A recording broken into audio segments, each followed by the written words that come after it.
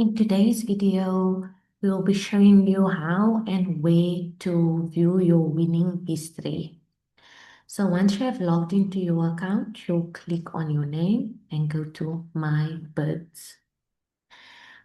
Once you are in My Bids, there are various different tabs: open lots, lots won, lots not won, and offers. In lots won, it will be displayed in this way.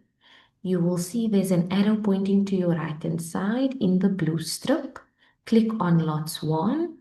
It will display your winning history in this section. It will either say paid or pending. Lots completed.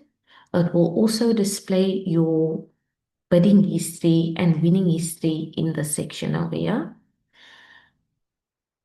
This section is mainly used for online auctions. So if you have purchased any assets on one of our online auctions, you will be able to view your winning history in this section.